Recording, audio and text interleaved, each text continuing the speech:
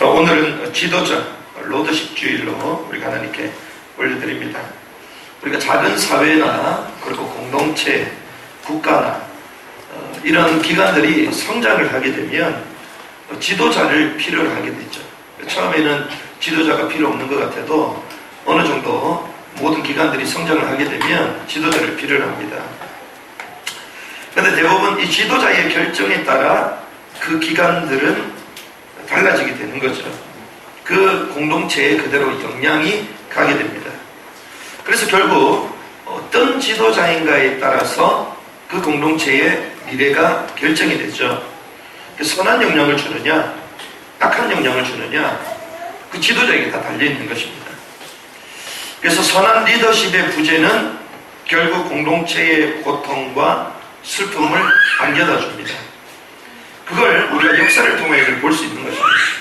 교회나 민족, 이 세계의 미래, 결국 어디서 결정나냐? 리더십의 싸움이죠.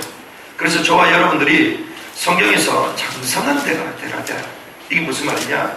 장성한 자가 되라, 이 말은 선한 지도자가 되라는 것입니다. 주님 말씀하셨죠? 나는 무엇입니까? 나는 선한 목자다. 선한 목자는 어떤 사람입니까? 자기 양떼를 위하여 목숨을 버리거니와. 이게 선한 리더십입니다. 저와 여러분들이 하나님이 주시는 은혜와 성숙함으로 말미암아 공동체를 살리고 우리 현장들을 살리는 선한 지도자 되시기를 주님의 이름으로 축복합니다. 우리 특별히 선한 리더십, 리더십의 모세가 한계를 가지고 있었습니다. 이스라엘 백성들이 출애굽을 해서 광야로 왔는데 이 광야에 있는 이스라엘 백성들을 이제는 지도를 해야 되는데 한계에 부딪혔단 말이죠. 그때 우리가 잘 알다시피 이드로의 지혜로운 조언을 듣게 됩니다. 그래서 광야에 200만, 한 3, 400만 정도 되는 이 이스라엘 공동체를 잘 이끌어 오게 되죠. 천부장도 세우고 100부장도 세우고 또 50부장, 10부장을 세워서 자기의 하야 될 일과 역할들을 나누어서 잘 이끌어가게 됩니다. 이런 가운데에 노예 집단에서 벗어나 이 제사장 나라를 향한 하나님과의 언약을 맺게 되는 모습을 우리는 지난번에 보았습니다. 구체적인 나라의 깃털을 마련하기 전에 주님 뭐라고 얘기하셨습니까? 너희들의 옷을 빨아라, 이렇게 얘기하셨습니다. 옷을 빨고 기다려라. 거룩하고 성결한 가운데, 그리고 하나님 앞에 나가지 말고 기다리라. 주님 오실 때까지 기다리라, 이 말씀하셨죠. 이 말은 거룩과 성결, 메시아의 대망을 말합니다. 우리가 한 나라를 이루기 전에, 한 개인을 하나님 변화시키기 전에 하나님 우리에게 기다리라고 말씀하십니다. 그리고 이스라엘 백성, 하나님이 제사장 나라로 선민으로 선택하셨기 때문에 하나님께서 거룩함과 성결함을 유지하고 기다리라는 것입니다. 함부로 올라갈 수도 없습니다. 하나님을 만나는 순간 우리 죄된 인간은 그 하나님 영광 앞에 우리는 죽을 수밖에 없거든요. 그래서 주님이 기다리라고 말씀하셨죠. 이렇게 기다리고 있는 가운데에 오늘 본문이 뭐냐면요, 하나님께서 친히 오셔서 우리에게 율법을 제정하십니다. 율법. 한 나라의 기틀을 세우기 전에 가장 먼저 해야 되는 게요, 법을 제정하는 거예요. 법을. 우리가 사회생활 하기 전에, 우리가 20세가 되면 성인이라고 얘기하는데 20세 되기 전에 어디를 갑니까? 학교를 가죠. 학교. 어렸을 때는 유치원부터 갑니다. 어린이집부터 가요. 또 유치원, 그 다음에 뭐 초등학교 뭐 이렇게 가잖아요. 중학교, 고등학교, 대학생까지. 근데 우리가 정기적으로 받아야 되는 이 교육이 있습니다. 성인이 되기 전에 교육을 받아야 되죠. 왜 그렇습니까? 왜 학교를 가야 되죠? 성인이 되기 전에 공동체, 이 사회의 기본적인 질서, 법들을 거기서 배우게 됩니다. 원리들을 배우게 됩니다. 그래서 학교에 가서 언어도 배우고 또 사회성 관계도 배우고 그리고 또 체력도 기르고 그렇게 하는 것이죠. 그래서 한 나라를 만들기 전에 가장 먼저 제정되어야 될 것이 법입니다. 법. 우리나라 대한민국이 8월 15일 날 광복절, 대부분 건국절이라고 말하는데요. 1950년 8월 15일 날 우리나라 건국이 됐잖아요. 그런데 이 건국되기 전에 먼저 된 게요, 헌법을 먼저 제정했습니다. 그게 1948년 5월 31일입니다. 저희가 5월 31일 날 개청 예배를 드렸는데 왜 그랬냐? 이 우리나라 대한민국이 세워진 그 날이 5월 31일입니다. 나라를 세우기 전에 국회의원들이 먼저 모여서 한 게 헌법을 먼저 제정한 겁니다. 1948년도 한참 광복되고 난 이후에 일본이 2차 세계대전의 짐으로 말미암아 우리나라가 해방이 됐죠.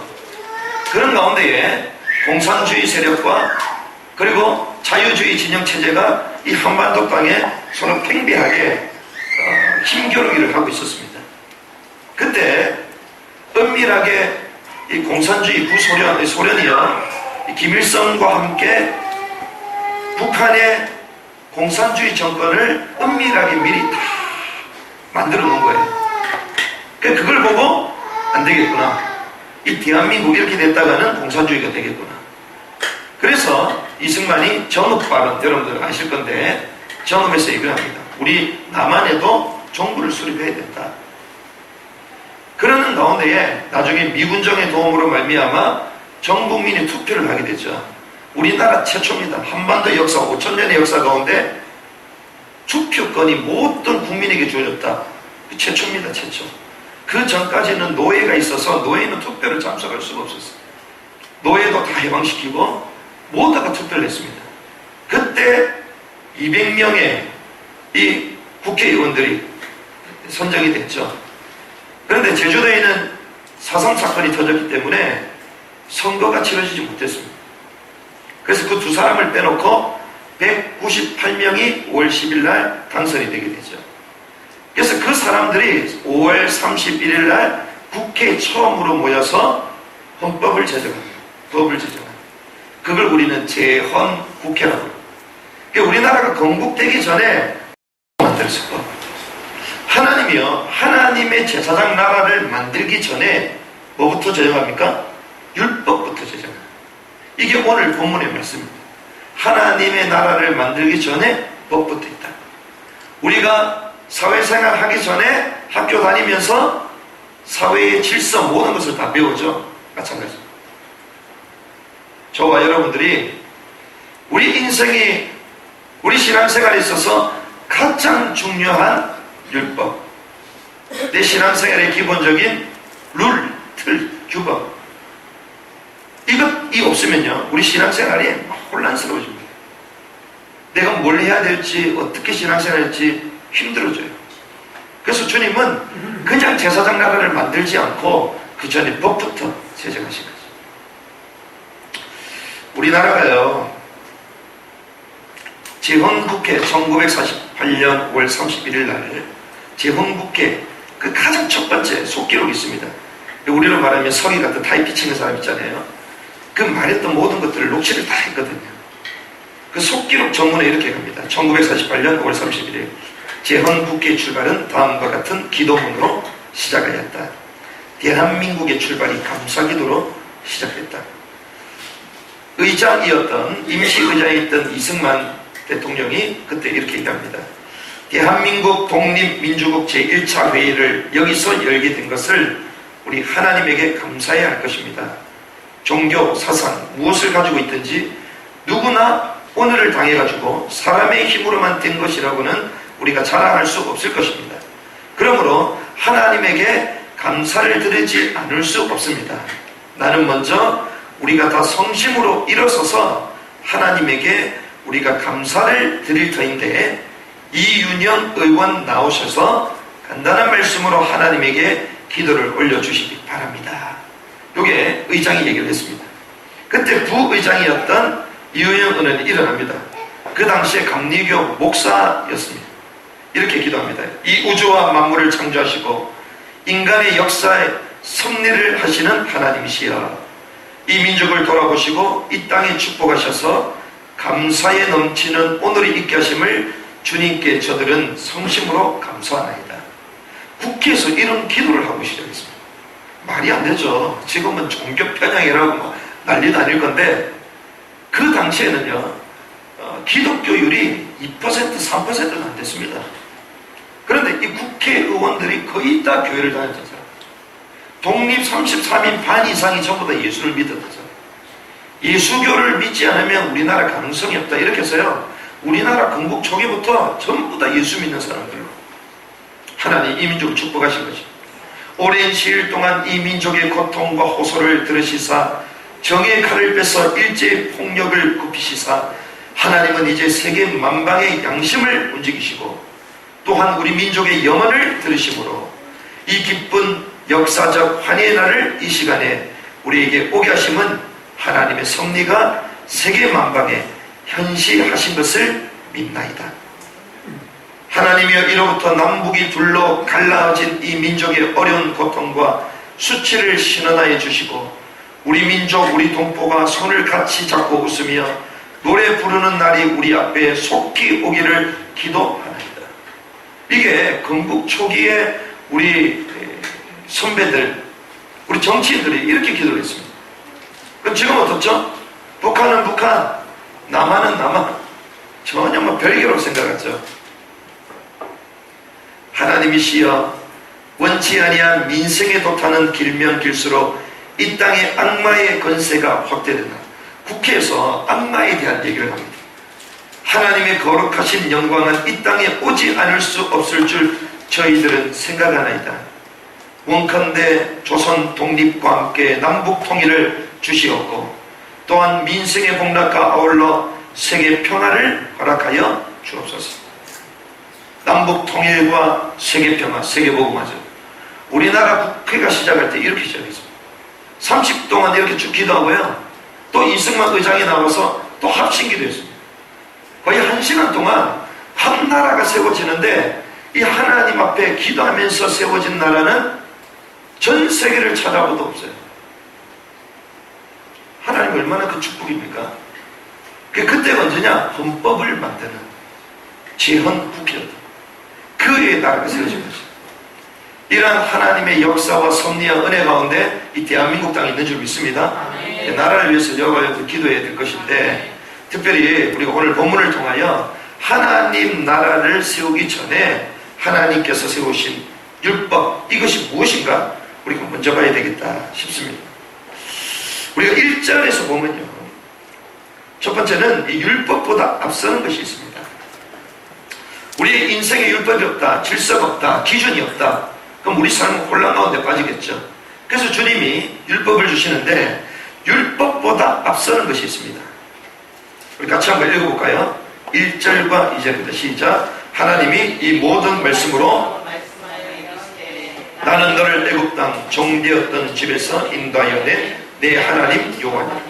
이 말은 율법에 앞서서 율법의 제정자 되시는 하나님을 알라는 것입니다. 하나님을 먼저 제대로 알아라. 그 하나님이 누구시냐? 우리 신앙생활에 있어서 가장 중요한 게 뭔지 압니까? 하나님이 누구시냐예요. 우리 인생, 우리가 눈을 탁 떴을 때 내가 이렇게 살아야 되겠다, 이게 아니라 내가 이렇게 살 수 있도록 오늘도 생명을 주신 그 하나님이 누구시냐, 이걸 먼저 알아야 돼요. 이 대한민국을 건국케 하신 그 하나님이 누구시냐, 이걸 먼저 알아야 돼요. 우리가 오늘 예배드리러 왔습니다. 왜 예배드리러 왔죠? 하나님께 예배드리러. 근데 그 하나님이 누구신지를 먼저 아는 은혜 있길 바랍니다. 하나님을 먼저 알아야 돼요. 그분은 누굽니까? 창조자십니다. 창세기 1장과 2장, 천지를 창조하시고 역사를 시작하시고 만물을 주관하신 분, 무에서 유를 창조하신 유일한 하나님, 창조주 여호와, 그 하나님이죠. 그래서 창세기 1장 1절을 얘기합니다. 태초에 하나님이 천지를 창조하시니라. 처음부터 창조를 선언합니다. 왜 선언할 거예요? 설명으로는 우리 머리를 이해할 수 없기 때문에. 태초에 하나님이 천지를 창조하시니라. 이 믿음부터 인류는 시작됐습니다. 이 믿음이 저와 여러분 시작되길 바랍니다. 이 믿음이 우리에게 생기면요, 우리 신앙생활이 시작이 되는 거예요. 창세기 2장에 보면요, 천지를 창조하신 하나님께서 인간을 창조하셨습니다. 하나님의 형상대로 인간을 창조하셔서 이 땅에 하나님의 형상이 가득 차도록, 그것을 우리는 뭐라고 합니까? 영광이다, 이렇게 얘기합니다. 하나님의 형상이 가득 찬 게 영광이에요. 하나님의 역사가 가득 찬 게 영광입니다. 그래서 이 땅에 하나님의 형상으로 가득 차도록 하신 것이죠. 그래서 그 하나님의 사람을 통하여 만물을 이제는 대리 통치할 수 있도록 창조하신 것입니다. 그래서 이 창조함을 입은 우리에게는요, 또한 창조의 역사가 일어납니다. 이게 무슨 말이냐, 창조하시는 건 하나님밖에 없는데 어떻게 우리가 창조할 수 있냐. 그렇습니다. 인간이 창조되고 나서 첫 번째 했던 일이 있죠. 그것이 무엇입니까? 짐승들의 이름을 지어주는 거였어요. 생물들의 이름을 지어주는 거였어요. 이름을 지어주니까 어떻게 해요? 그렇게 되었더라. 창조의 영이 우리에게 있기 때문에 하나님 우리를 통하여 창조의 역사를 이루어가신 줄 믿습니다. 우리가 하는 말이 그대로 되는 거예요. 그럼 말 조심해야 돼요. 하나님이 우리를 창조하신 것처럼 우리를 통하여 하나님의 역사, 말씀을 통하여 새로운 역사를 이루어가시는 것입니다. 그런데 오늘 본문에 얘기합니다. 이 하나님은 누구시냐? 창조하신 하나님께서 너희들에게는 구속자가 되신다, 이거예요. 구속자라는 것입니다. 하나님이 이 모든 말씀으로 말씀하여 이르시되 나는 너를 애굽 땅 종 되었던 집에서 인도하여 네 하나님 여호와다. 구속자라는 것입니다. 어떻게 구속하셨죠? 애굽에 있었습니다. 바로에. 그리고 학대를 당하고 있었습니다. 노예로 있었습니다. 태어나도 또 노예입니다. 또 태어나도 노예예요. 430년 동안 끈질긴 노예 생활을 했습니다. 그런데 여기서 벗어나는 방법이 무엇이었습니까? 희생제사를 드리러 가라. 피제사를 드리러 가라. 피 흘림이 없으면 제사함이 없기 때문에, 육체의 생명은 피이기 때문에 피제사를 드리러 가다. 그 의미가 숨어 있잖아요. 무엇입니까? 너희들은 하나님 떠나서 죄와 저주와 사망 가운데 운명 가운데 죽어있는 인생들이기 때문에 너희들이 이런 노예 생활을 할 수밖에 없는 거다. 여기서 벗어날 수 있는 방법은 너희 인생을 구원하신 그리스도, 십자가를 지실 그분이 희생 제물이 되신다. 그 언약을 붙들고 빠져나가라.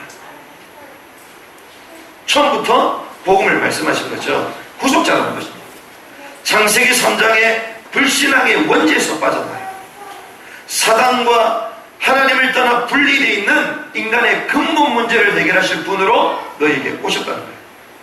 저와 여러분들이 오늘 그리스도를 붙들므로 우리 삶과 우리 생각과 우리 영혼 가운데 있는 모든 불신앙, 죄와 저주, 운명의 권세에서 해방되는 시간 되기를 주님으로 축복합니다. 그리스도의 복음을 붙잡아야지 해방되는 거예요. 요셉 이후 430년 동안 이스라엘 노예됐습니다. 무슨 말입니까? 언약을 잃은 신자들이에요. 하나님의 축복, 하나님의 언약 신분 다 놓친 것입니다. 우리가 생각하는 이 복음은요, 상상 이상입니다. 우리가 감히 이 복음을 안다라고 말할 수 없을 정도예요. 우리가 노트에 글 적고 하지만 그건 복음이 아니에요. 사실은 복음이 아니에요. 전 세계에 가장 많이 쓰여져 있는 게 예수님에 대한 기록이 가장 많이 쓰여져 있잖아요. 서점을 가보십시오. 시대가 바뀌어도요, 6,000년의 역사 가운데 그 수많은 사람들이 누굴 대해서 글을 많이 쓰냐? 예수에 대해서 씁니다.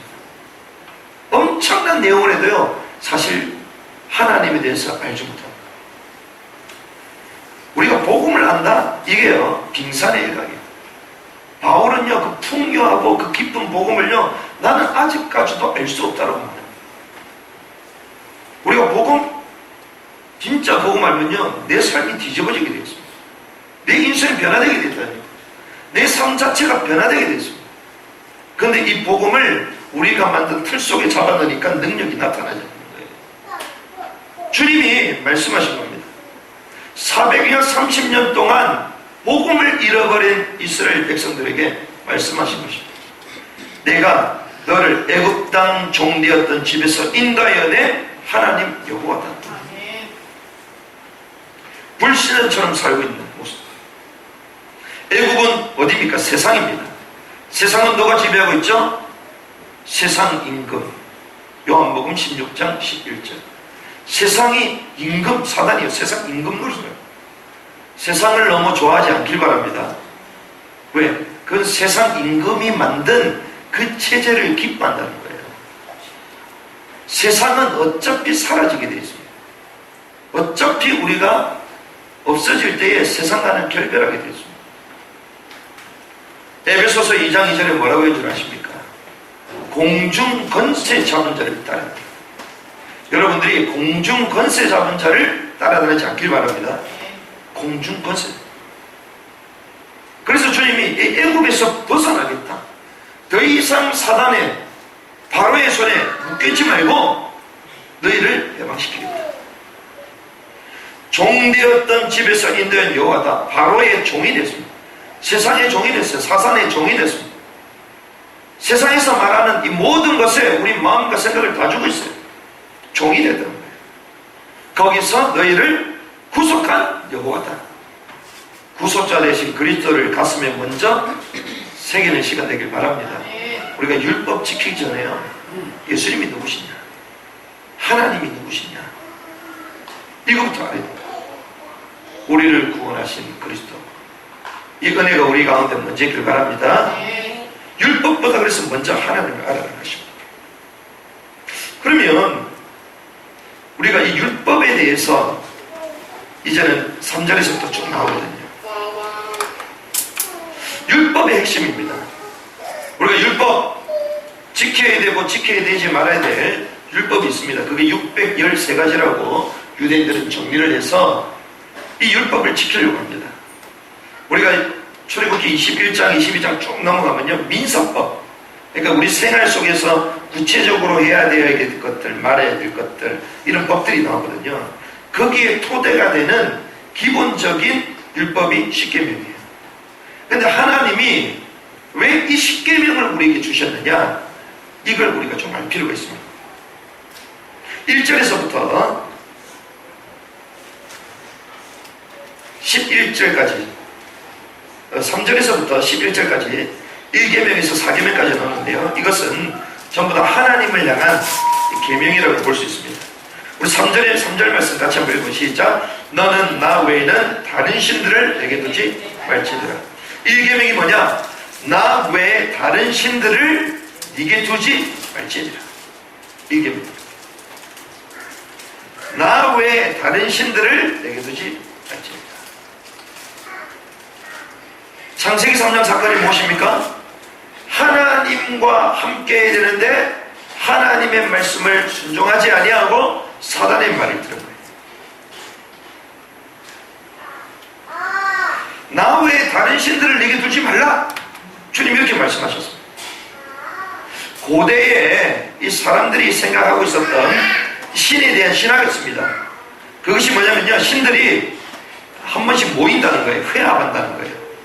신들이 회합하는 장소를 만신전이라고 그래요. 이 만신전에 한 번씩 모여가지고요, 회합 장소에 많은 신들이 있는데 거기 우두머리가 있다는 거예요. 우두머리. 그런데 이 신화에 나오는 신들은 전부 다 또 여신들이 있어요. 그래서 우리가 신화에 대한 얘기를 들으면 남신이 있고 여신이 있고 둘이 결혼해가지고 뭐 아이를 낳고 그게 또 신이고 뭐 이런 얘기들이 많잖아요. 그래서 주님 말씀하셨습니다. 나 외에 다른 신들을 내게 두지 말라. 이 말은 그런 동등한 개념과 전혀 상관없는 하나님이라는 것입니다. 거짓 신들의 잡다한 신들과 비교 안 되는 유일한 하나님이라는 거예요.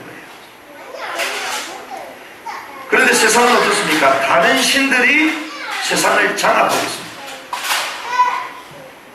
그런데 실제로는 한 존재가 세상을 장악하고 있지만, 그러나 실제는 이것이 다 귀신들이에요. 귀신들. 마귀라는 한 존재가 있고 그 밑에 졸개 귀신들이 있습니다.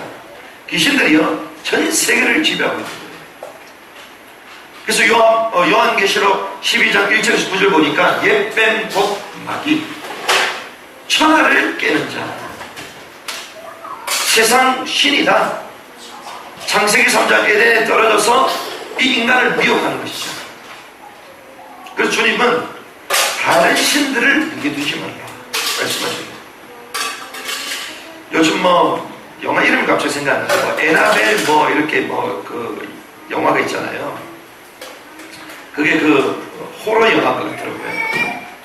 무서운 이런 영화인데 그 영화를 보자마자 나오면서 사람들이 막 발작을 하기도 하고 이상한 소리를 내기도 하고 좀 그런 것 같아요. 지금 공포 영화인데 그 영상이 올라왔어요.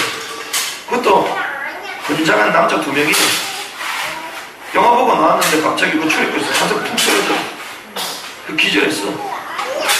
또 한 친구는 그거 보면서 이상한 자기 혼자 막 얘기하고 있어요. 귀신이 역사한 거죠. 그런데 그건 드러났을 뿐이지 실제로는 귀신들이요 우리 삶의 영역 가운데 우리를 지배하고 있습니다. 그래서 전 세계에 귀신들이요 세상의 문화를 가지고 우리를 장악하는 거예요. 그 주님이 말씀하십니다. 나 외에 다른 신들을 두지 마라. 귀신이 역사니까. 그것을 우리는 범신론이라고 합니다.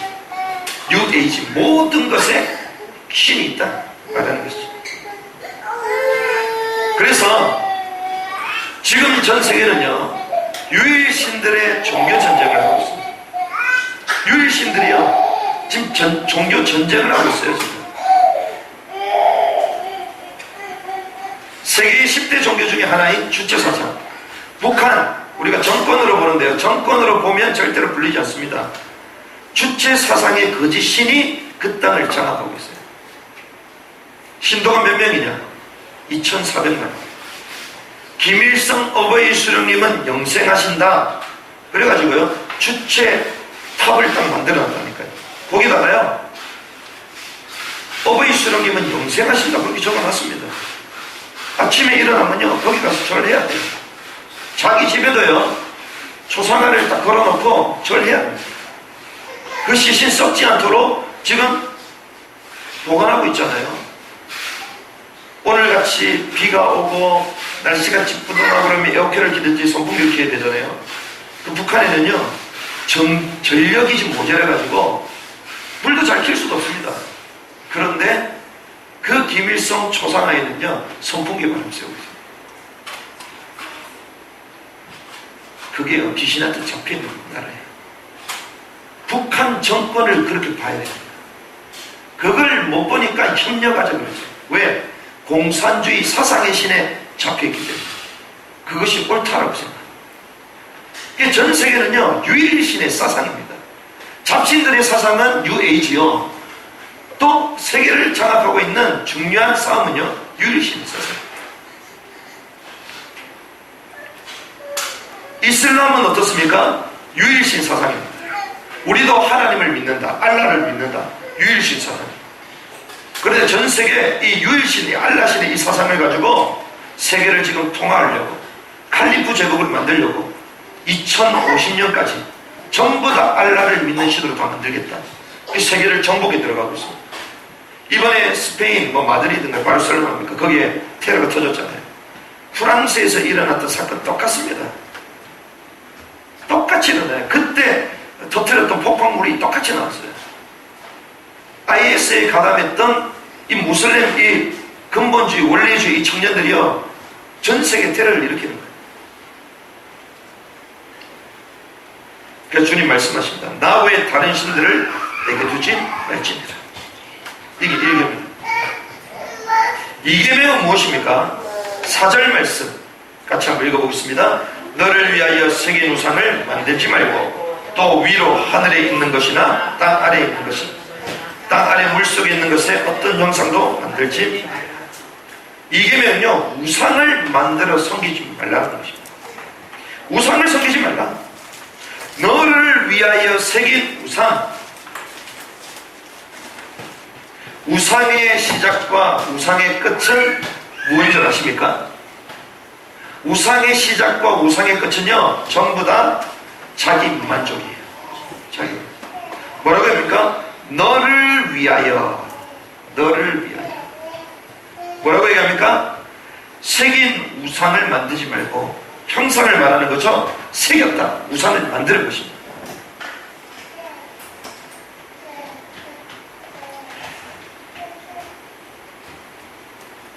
골로새서 3장 5절에 보니까 탐심, 예레미야서 2장 13절에 보니까 인간이 행한 그 악이 뭐냐, 하나님을 떠난 것인데, 그런데 그 가두지 못할 웅둥이에 스스로 가둔 것이다, 이렇게 얘기합니다. 우상 숭배를 말하는 거죠.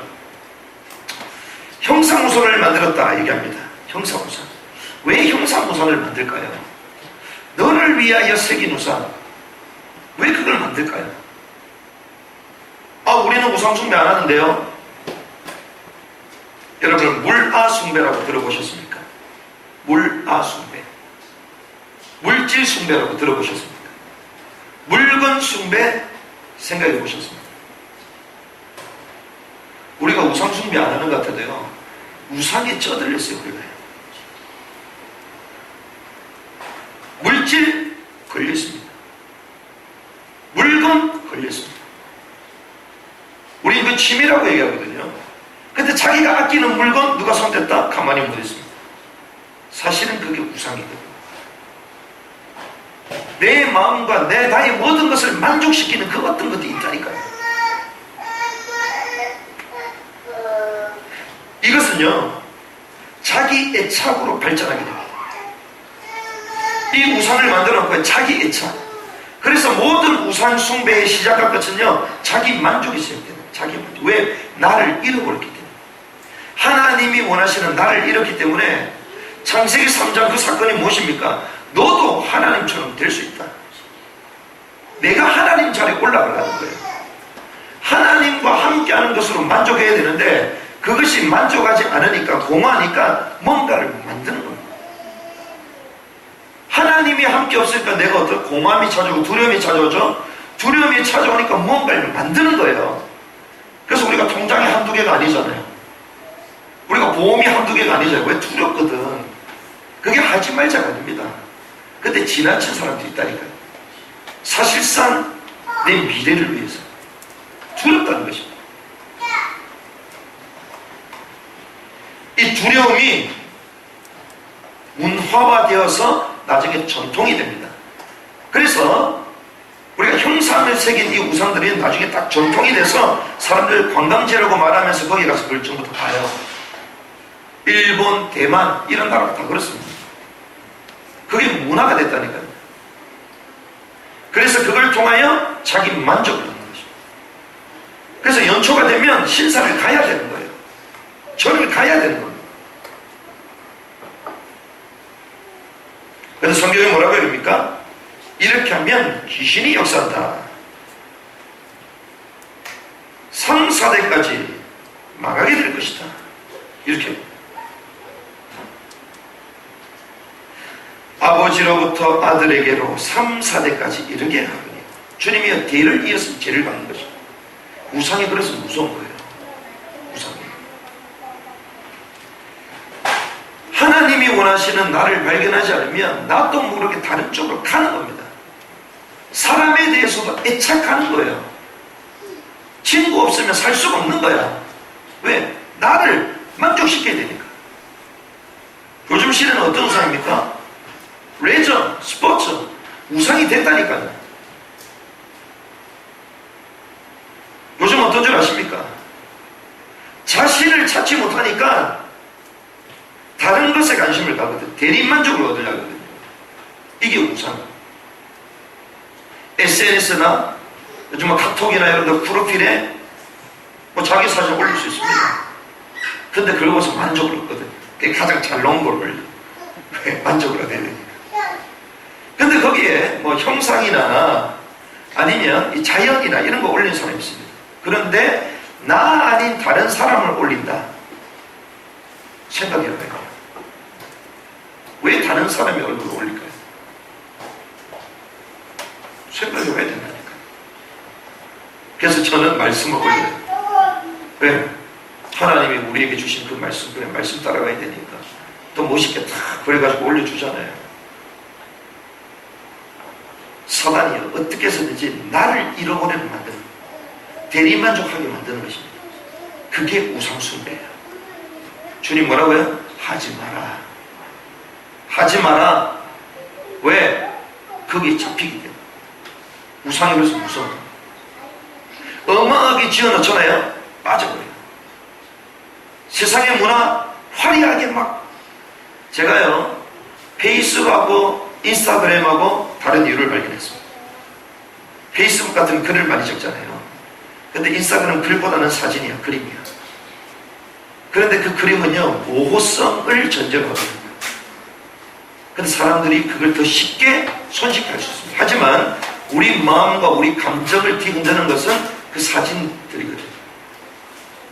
그 젊은 사람들이요 거기에 모호하게 다 빠져버려요. 이게요 이 시대의 우상들입니다. 레저, 스포츠, 이 시대의 우상. 사단이 이렇게 공격해요. 문화에 따라. 그래서 나를 잃어버리도록 대리만족 얻도록 이렇게 만드는 거죠.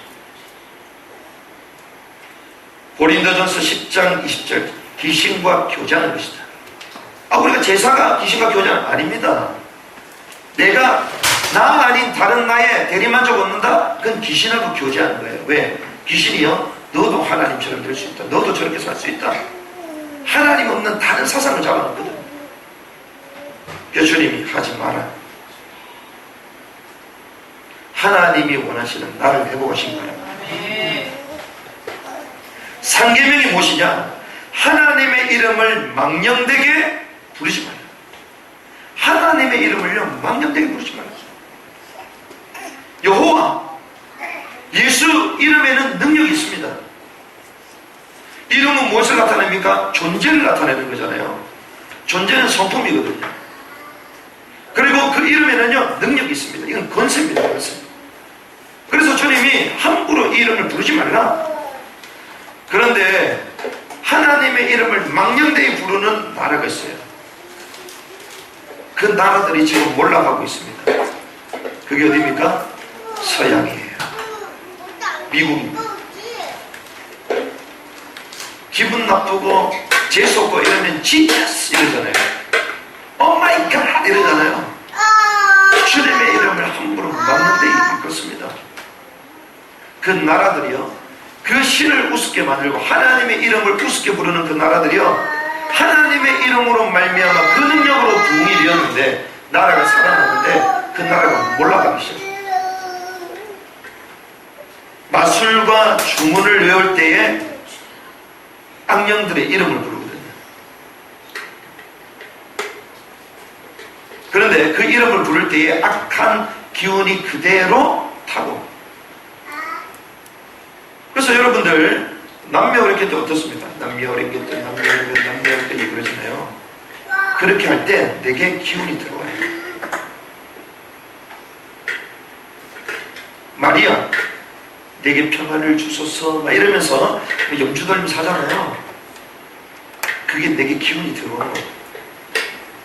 요가, 힌두교 전부 다 나중에 중범회마다 나중에 가요. 그 기운이 내게 들어오는 거예요. 주님 뭐라고요? 함부로 망령된 이름을 부르셨다. 예수 이름의 능력의 의미를 알고 예수 이름으로 선포하시기 바랍니다. 주님의 이름을 함부로 부르지 말고 능력의 이름 예수로 악한 능력을 권세를 꺾는 것입니다. 사계명이 무엇입니까? 안식일을 거룩히 지키라. 안식일을 거룩히 지키라. 이렇게 얘기하죠. 여호와 안식의 날을 복되게 하셨다. 이 안식의 날은 최고의 복된 날인 줄 믿습니다. 아멘. 안식일은 복된 날이에요. 복 안 됩니까 여러분들? 안식일이 제일 복된 날이에요. 복을 충만히 누리는 날이 안식일, 주일. 하나님이 구분하셨다니까요. 그래서 우리가 모든 날이 주일이다. 맞습니다. 하지만 하나님은요 원리를 두셨다니까요. 그게 언제요? 일요일 안식 그날. 주님 6일째까지 일하시고 7일째 쉬셨잖아요. 그 안식일 거룩한 날 구별되게 주님 하셨다는 거죠. 그때 뭐 하기 원하십니까? 예배하고 찬양하고 교제나누길 원하시는 거예요. 하나님과 온전히 소통하기 원하십니다. 피곤함이 없을 정도로 성령 충만함을 받기 원하십니다. 하나님의 완벽한 답을 얻을 만큼 집중하기 원하십니다. 이게 예배입니다. 예배 때 최고의 행복의 날이 되어야 돼요. 우리가 옷을 가장 좋게 입고 나갈 때가 어딥니까? 결혼식장이잖아요.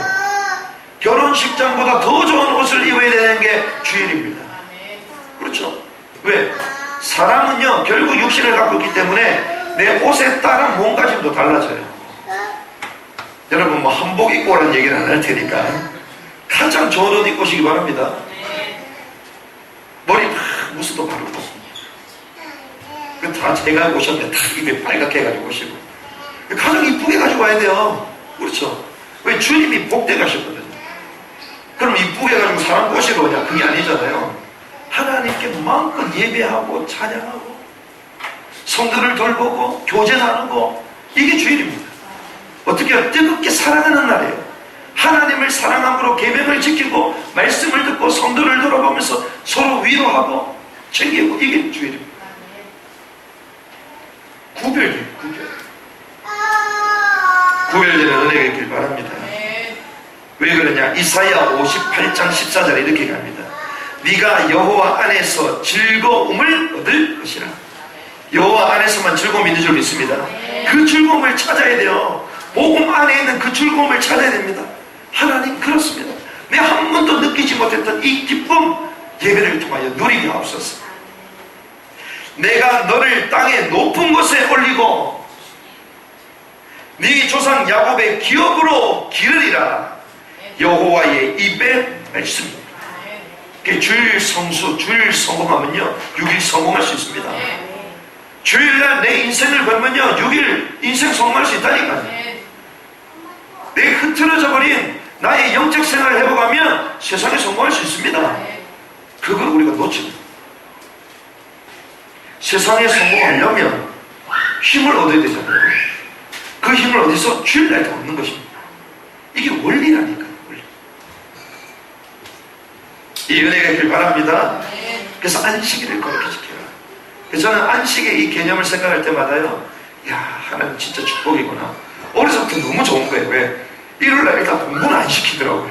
그 얼마나 좋아요. 일요일날 공부 안 시키고 무조건 교회 가라. 얼마나 좋아요. 제가 옛날에 국수도 지금도 좋아하지만 옛날에 국수를 워낙 줘가지고 제 중학생 때 한참 클 때 이럴 때는요 교회 가면 국수 3그릇 4그릇 그냥 뚝딱 채워. 얼마나 많이 먹는지. 그러니까 주일날이 너무 좋은 거예요. 말씀 듣고 찬양하고 또 기도하고 같이 전도도 나가고 서로를 또 돌보고. 그런데요 교회사가 증명했습니다. 내 생을 주일 성수에 올인한 사람은 하나님 축복을 선택했습니다. 그게 로펠러예요. 존 워너메이커, 링컨입니다. 그 사람들이 그렇게 바빠도 주일날 하나님께 최선을 다해요. 이것이 하나님을 향한 계명들이었습니다. 다른 신들을 내게 두지 말라. 오직 그리스도만 가라. 우상을 만들어 섬기지 말라. 다른 것이 내 마음에 들어오지 않도록 하나님께만 올인하자. 하나님의 이름을 망령되어 부르지 말고 능력 대신 그리스도의 이름을 선포하자. 안식일을 거룩히 지켜라. 완전 복음 속으로, 예배의 축복 속으로 들어가자. 이게 3.1.4계명, 하나님을 향한.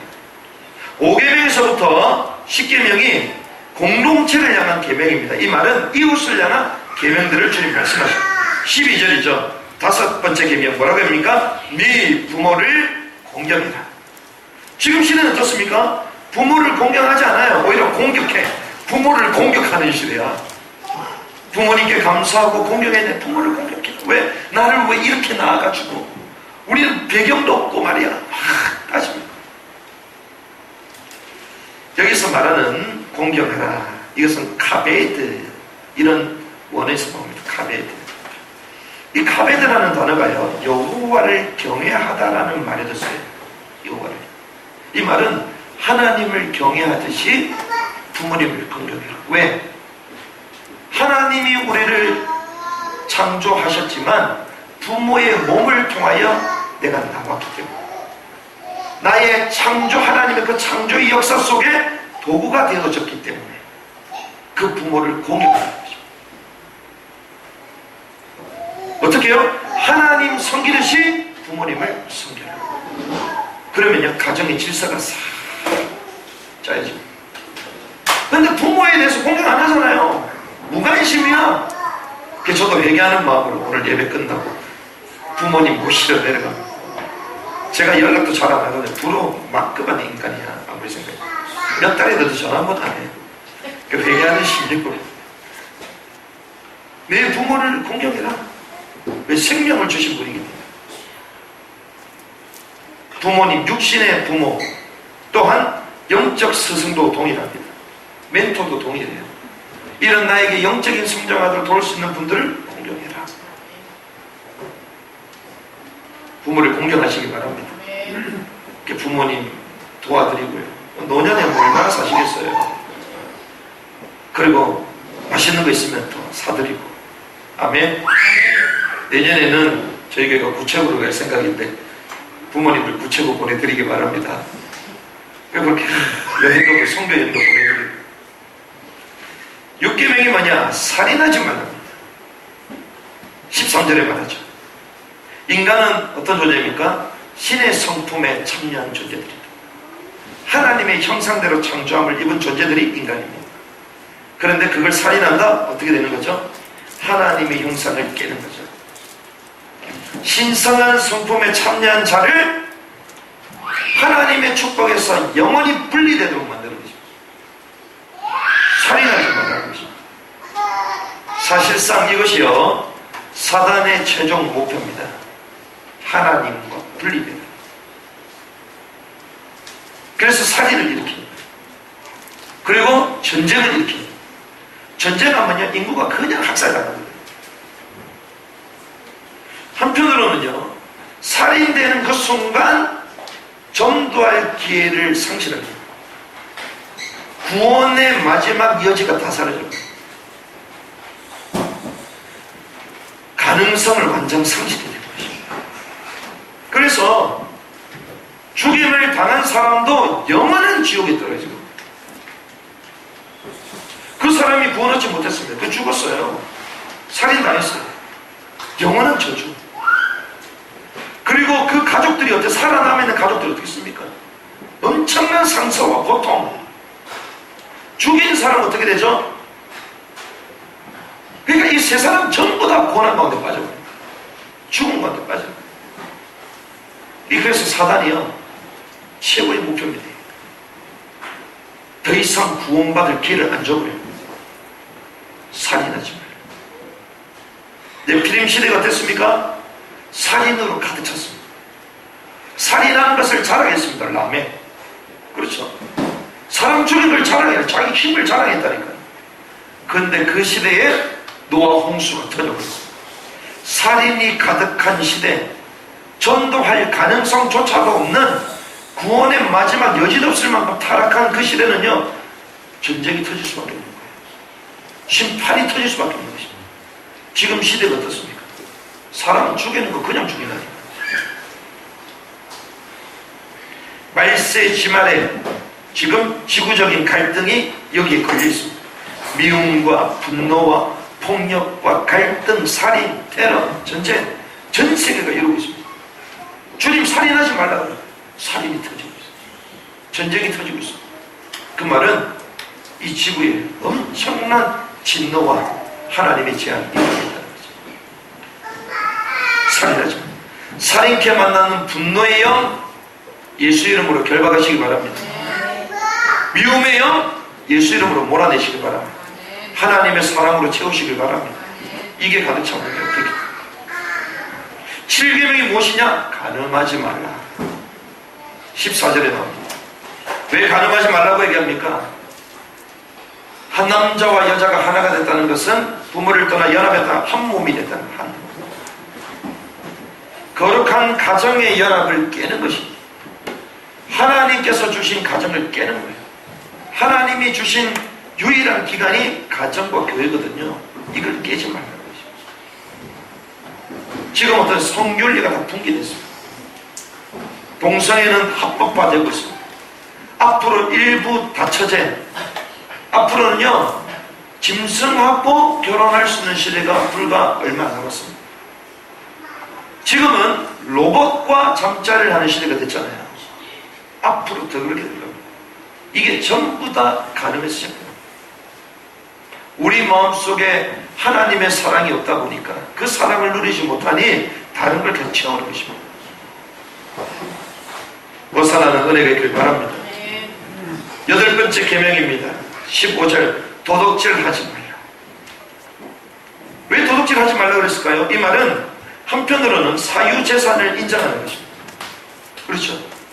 우리가 뭐 성경에는 다 공평하게 살아야, 평등하게 살아야 된다, 그렇지 않습니다. 하나님이 주신 개개인의 탤런트가 다 있습니다. 최선을 다하고 땀을 흘리면 많은 걸 수확할 수 있도록 하나님 원리를 그렇게 만들었어요. 그런데 사회주의 공산주의는 뭐라고 합니까? 다 똑같이 평등해야 된다. 그거는요, 자유의지를 주신 하나님께 반하는 겁니다. 그래서 우리나라가 최초에 그 북한이 평등하게 하고 사회주의를 할 때에 모든 사람이 환호했습니다. 95% 이상이 전부 다 사회주의 좋다고 박수를 쳤습니다. 그런데 그렇게 하는 순간 민족의 정신은 발살된다. 인간은 결국 게으름 가운데 빠지기 때문에 이 민족은 망하게 된다. 그걸 본 사람이 이승만입니다. 그래서 우리는 공산주의 하지 않겠다. 구소련에서 엄청난 에너지와 자원들을 줬거든요. 그러니요, 독립운동가, 죄송합니다, 앞으로 어차피 시간이 지나면 역사로 다 발견될 거예요. 독립운동가의 90% 이상이 전부 다 사회주의자입니다. 그 사람들 방금 영화들이 나오잖아요. 그 말은 그 뒤에 공산주의는 위대하다, 사회주의가 맞다, 이걸 또 심어넣는 거예요. 그걸 못 보고 독립은 와 대단하다 속는 겁니다. 성경이 공산주의 말합니까? 말하지 않습니다. 반기독교 정책이요, 인본주의요, 도둑질하지 말라, 사유재산을 인정한다. 그리고 반대로 타인의 재산과 근로 대가를 착복하지 마라, 남의 것을 뺏지 말라는 것입니다. 인정하라는 것입니다. 지금 얼마나 재밌습니까? 대기업 뜯어가지고 서민들 도와야 된다 얘기하잖아요. 죄송합니다, 성경적으로 맞지가 않아요. 하나님의 은혜가 있으면 성령으로 말미암아 그들이 헌신하는 거지 억지로 하는 게 아니란 말이에요.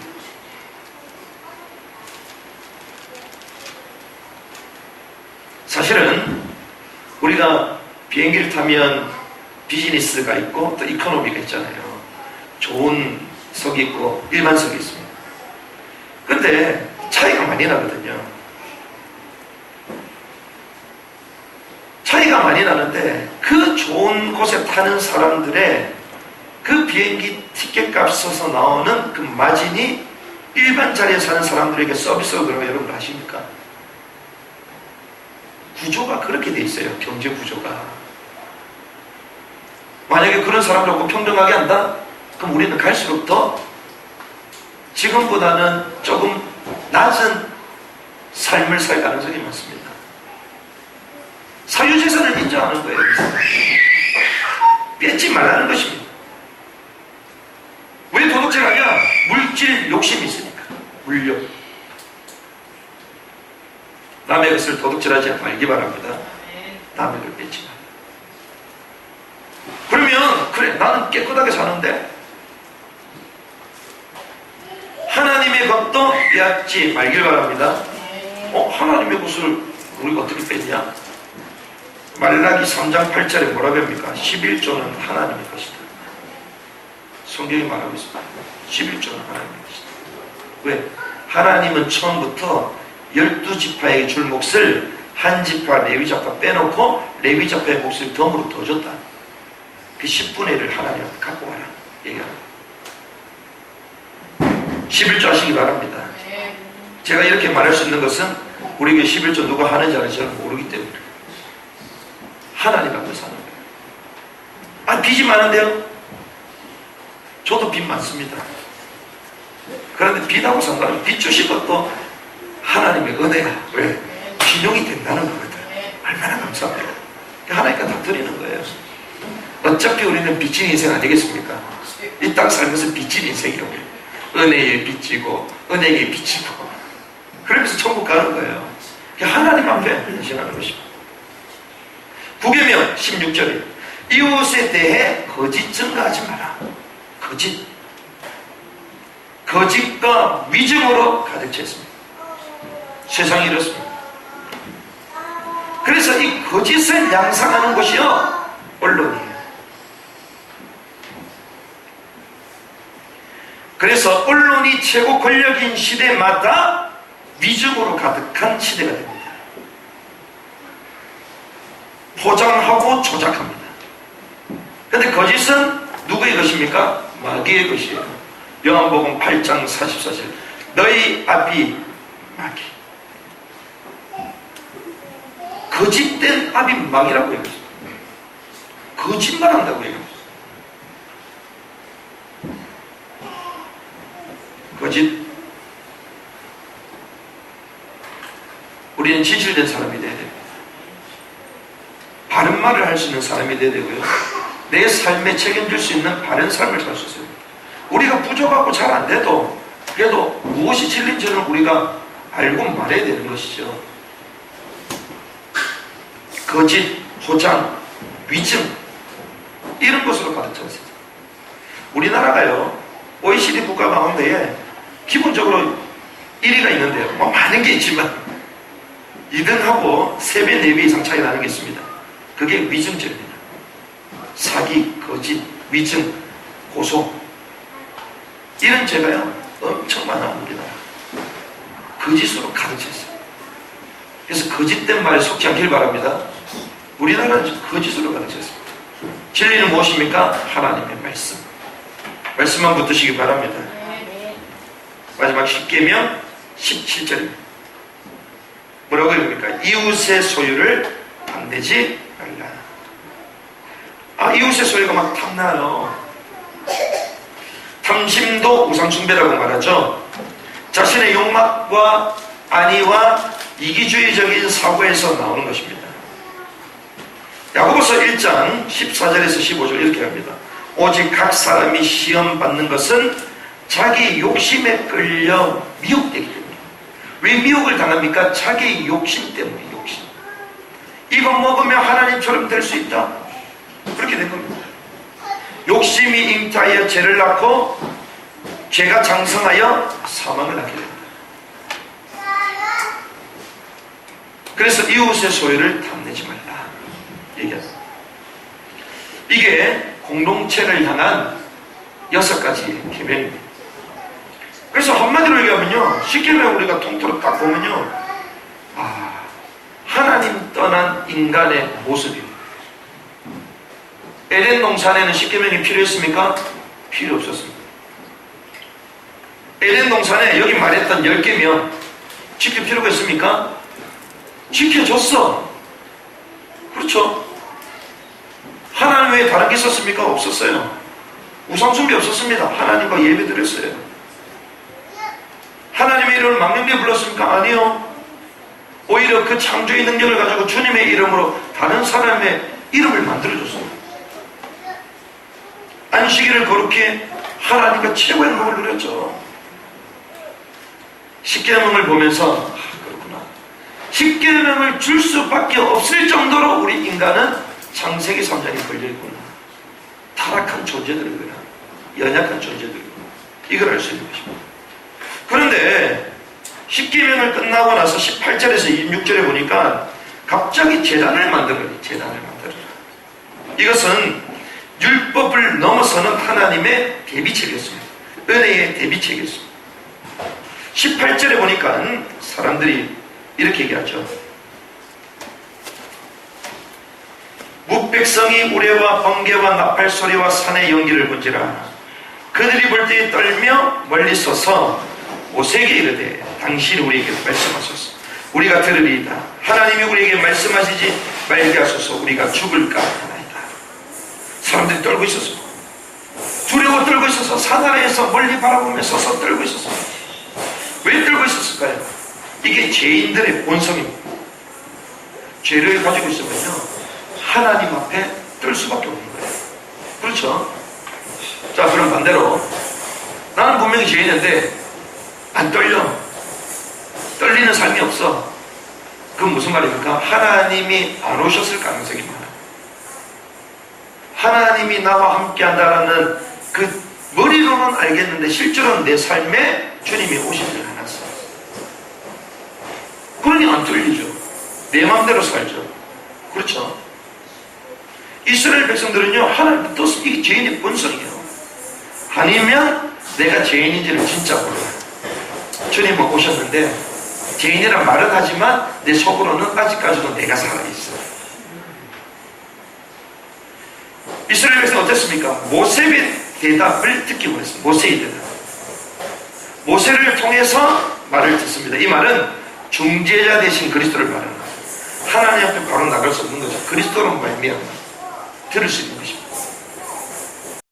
그때 주님께서 말씀하십니다. 우상 숭배를 금지시킵니다. 23절에 너희는 나를 비겨서 은으로나 금으로나 너희를 위하여 신상을 만들지 말고, 우상 숭배를 금지하죠. 그리고 28절에 보니까 중요한 말씀이니까 한번 같이 읽으면 좋겠습니다. 시작. 내게 토단을 쌓고 그 위에 내 양과 소로 네 번제와 화목제를 드리라.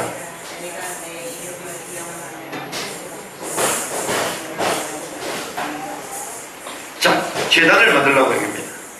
번제와 화목제를 만들어야 됩니다. 여기에 모든 복을 줄 것이다, 이렇게 얘기하죠.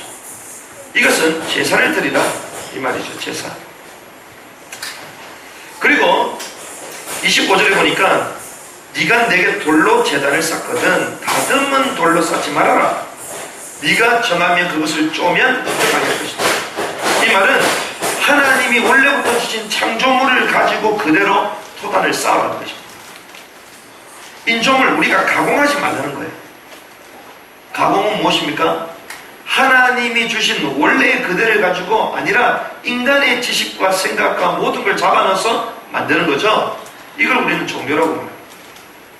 하나님을 떠난 인간이 처음에 뭘 만들었습니까? 돌, 역청을 어겨서 벽돌을 만들었죠. 벽돌을 쌓음으로써 뭘 만듭니까? 성을 짓게 됩니다. 성을 짓고 나오니까 나중에 그게 뭐가 되죠? 도시가 됩니다. 도시가 형성되니까 뭐가 형성됩니까? 문명이 형성됩니다. 그게 시티, 도시, 문명, 시빌리제이션, 이게 인간이 만든 벽돌로 말미암아 시작되는 거예요. 기술 문명이 시작되는 거죠. 근데 거기는 누가 없어요? 하나님만 없어요. 근데 주님은 인간의 지식으로 그걸 만들지 말라고 해요. 인간의 머리로 신앙생활 하지 말라는 거예요. 인간의 머리로 하나님께 제사 드리지 말라는 것입니다. 인본주의, 종교주의를 대결하는 것입니다. 계단을 만들지 말라고. 말이 됩니까? 제사드리면 계단을 다 여기 내려올 때 깊단 말이에요. 계단이 있어야죠. 근데 제사드리면 계단이 없대. 하나님께 오르는데 쉬운 방법을 택하지 말라, 이겁니다. 빌립보서 2장 5절에서 11절. 주님이 우리할 때 오실 때 쉽게 내려오셨습니까? 아니요. 종의 형체로 이 땅에 오셨습니다. 근본 하나님의 본체신데 종의 형체로 사람의 몸을 입고 이 땅에 오셔서 죽기까지 낮추시고 복종하시고 죽으셨다. 이게 예수님입니다. 우리가 하나님께 올라갈 때 우리 편안하게 계단 만들어 놓고 그 계단 멋있게 만들어 놓고 이거 하지 말라는 거예요. 왜? 종교주의를 배경하는 겁니다. 인본주의를 배경하는 거예요. 편리주의를 배경하는 겁니다. 어떻게 해요?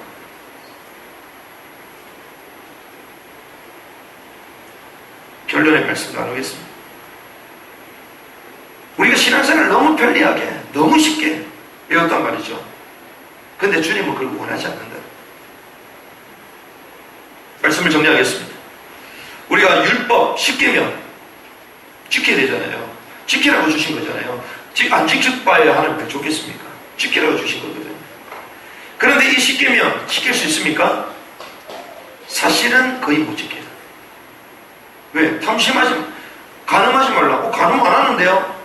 근데 저 남자 보면 멋있잖아. 저 여자 보면 이쁘잖아. 나도 모르게 눈이 계속 쳐다가. 그것도 탐심이라고 그러거든. 신약에서 그것도 탐심이라고. 지킬 수 있습니까? 못 지킵니다. 그러면 율법, 십계명 이걸 통해 우리가 알 수 있는 것은요, 우리는 처절한 죄인이라는 사실이 드러나는 거예요. 이걸 지킬 수 없을 만큼, 단 하나라도 지킬 수 없을 만큼 처절한 죄인이구나, 이게 드러나는 것입니다. 그래서 율법의 기능은요, 우리를 고발하는 거예요. 율법은 우리를 계속 죄를 드러내는 것입니다. 갈라디아서 3장 19절에 이릅니다. 그런즉 율법은 무엇이냐? 범법함으로 더하여진 것이라. 천사들을 통하여 한 중보자의 손으로 베푸신 것인데 약속하신 자손이 오시기까지 있을 것이다. 약속하신 그분이 오시기 전까지 계속 있대요. 그럼 뭐야? 계속 우리를 고발하는 거야, 율법은. 그러면 율법이 무엇을 위한 것이냐? 약속을 받은 그 시가 오실 때까지 범죄들로 인해 더러워진 것이다. 우리가 범죄들로 계속 더러워져 있어요. 십계명을 비춰보니까 계속 더러워져 있어. 그런데 그 시가 오겠대.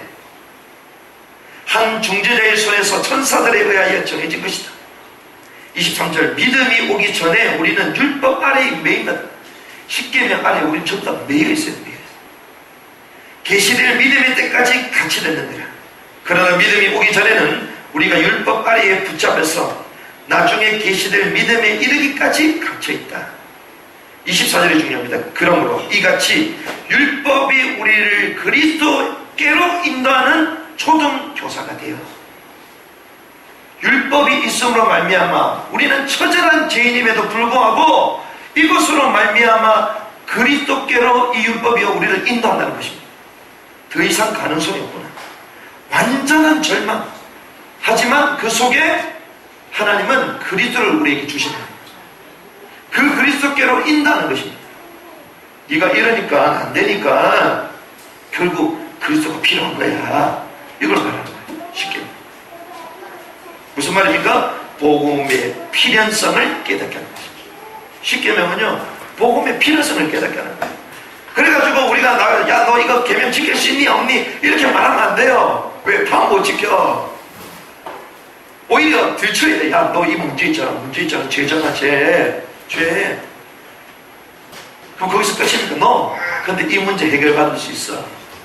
누구에게? 그리스도께 가면. 복음의 필연성을 알리는 것입니다. 우리로 하여금 믿음으로 말미암아 의롭다함을 얻게 하려 합니다. 그런즉 율법은 우리를 그리스도께 인도하는 훈육 선생이었으니 이것은 우리가 믿음으로 의롭게 되게 하려 합니다. 초등교사여 몽학선생님, 여러분들 죄 가운데 눌려있지 않길 바랍니다. 죄를 가지고 있습니까? 그래서 그리스도가 필요합니다. 그래서 갑자기 십계명을 얘기하고 나서 제단을 얘기하잖아요. 이 말은 중재자 그리스도를 말하는 거예요. 십계명으로 안 되기 때문에 너희는 이 제사를 드리면 된다. 이 그리스도를 붙이면 된다. 복음의 당연성. 성경이 이걸 말하는 거예요. 주님이 처음부터 이걸 주신 것입니다. 그래서 우리는 복음의 예배를 드려야 되는 거예요. 제사를 드리라. 복음의 예배를 드리라. 아직 우리가 죄인 되었을 때에 주께서 우리를 위해 죽으심으로써 우리에 대한 자기의 사랑을 확증하셨다. 그런즉 그리스도 안에 결코 정죄함이 없나니 죄와 사망의 법에서 생명과 성령의 법으로 너희를 해방했다. 그렇게 죽으신 이유가 무엇입니까? 더 이상 종의 멍에를 매지 않기 위하여. 그렇죠. 우리를 자유롭게 하시려고 하나님이 우리를 위해 죽으셨다는 것입니다. 그래서 이 복음의 예배를 다 해보게 돼요.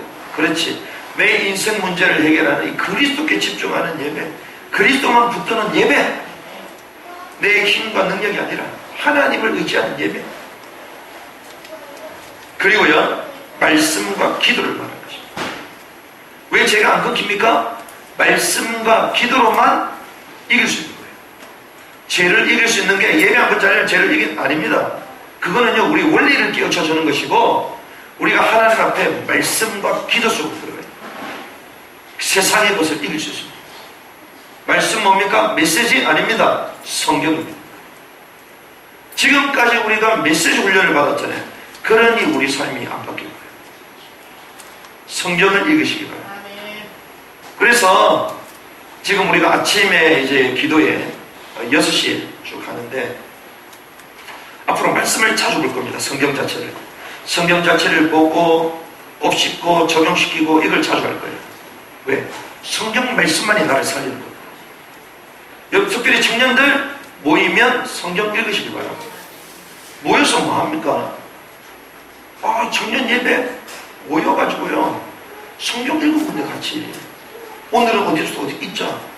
성경 읽고 같이 또 깨달은 거 서로 나누고 그리고 같이 또 기도하고 찬양하고 이렇게 돼요. 어느 순간부터 우리가 성경 읽기가 사라졌어요. 우리가 매일 성경 아침에 그거 하잖아요. 그래서 제가 그걸 이제 구입 안 할 겁니다. 꼭 필요한 사람만 얘기하시면 제가 구입해 드릴 수 있겠지만 왜? 그게 너무 단락이 너무 작아. 그래서 많이 읽어라. 하루에 못해도 30분씩 이상 읽어야 돼요. 청년 때는요 성경 읽고 또 기도하고 이렇게 해야 돼요. 그 세상을 어떻게 읽을 수 있겠습니까? 읽을 수 없어요.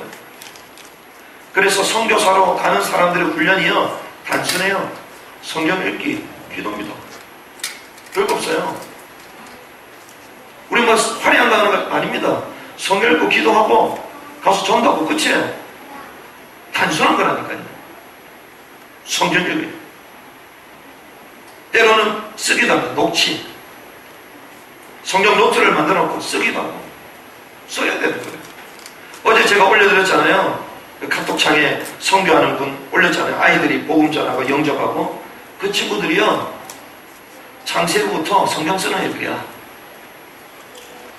현장 가니까 말씀이 역사하는 거예요.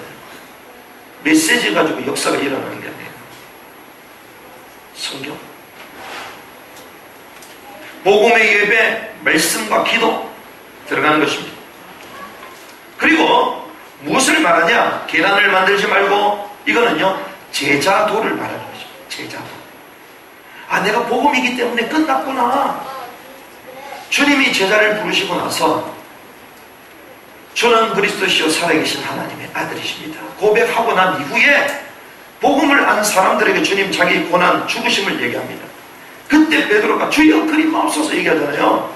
그때 주님이 사단아 내 뒤로 물러가라 이렇게 얘기하시면서 주님 얘기하십니다. 나를 따라오려거든 자기를 부인해라. 나를 부인하라. 자기 십자가를 지라. 십자가를. 이게 뭡니까? 제자도거든요. 자기를 부인하는 것입니다. 자기 십자가를 지는 것입니다. 교회가 어떻습니까? 세속화되어 버렸어요. 세속화된 교회, 편리한 교회, 진리만 찾는 교회, 번영 신학이 만연한 교회. 그래서 저도 이제 조금 바꾸려고 생각을 하고 있습니다. 그게 뭐냐? 예수 믿으면 잘 된다. 걱정 안 해도 돼. 아닙니다. 예수 믿으면요 핍박을 경하여 왔습니다. 예수 믿으면요 내 모든 것을 다 내려놓고 헌신해야 돼요. 그렇죠. 고난 없어지는 게 아닙니다. 더 큰 고난을 능히 이겨내고 죽음 속으로 들어가는 거예요. 이게 원래의 신앙입니다. 십자가를 지는 거예요. 남들이 하지 않는 그 헌신을 내가 감당하는 것입니다. 이게 제자도거든요. 그런데 이러면 된다 저러면 된다 왜 안 되냐 이게 안 돼서 그렇다 또 하면 된다 그게 세상의 메시지입니다. 주님이 만들지 말라 했잖아요. 오직 복음만 붙드시기 바랍니다.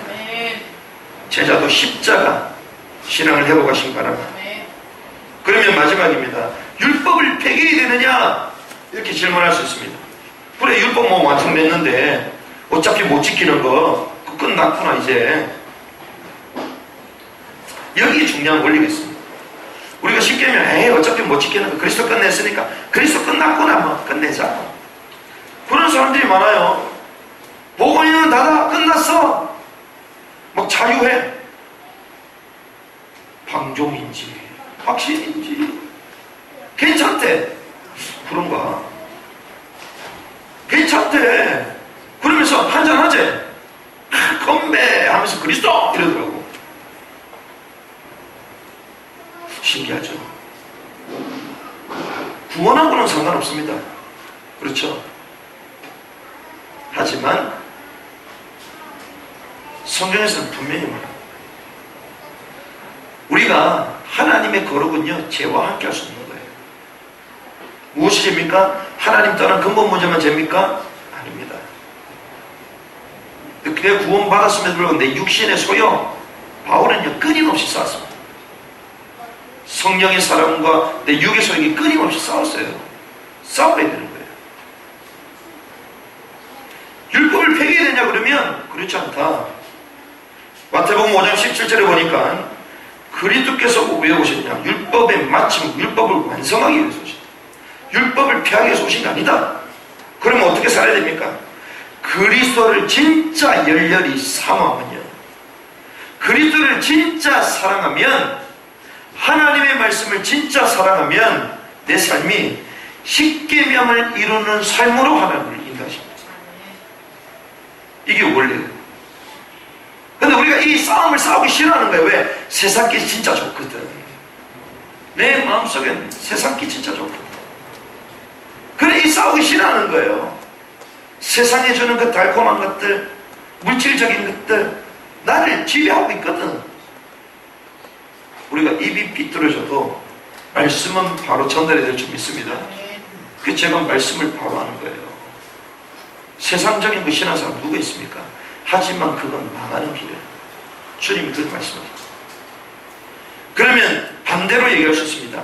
진짜 내가 그리스도인이다, 내가 진짜 제자다, 내가 진짜 하나님을 사랑한다. 그 지표가 뭐냐? 그게 십계명입니다. 내가 진짜 하나님 사랑하십니까? 그럼 부모를 공경하고 있어요. 내가 진짜 여호와 하나님을 진짜 사랑합니까? 간음하지 말아요. 내가 정말 하나님을 사랑하고 교회를 사랑합니까? 그럼 나 외에 다른 신이 내게 없어야 돼요. 그렇죠? 역사의 인물들을 보라니까요. 그게 표준입니다. 기준입니다.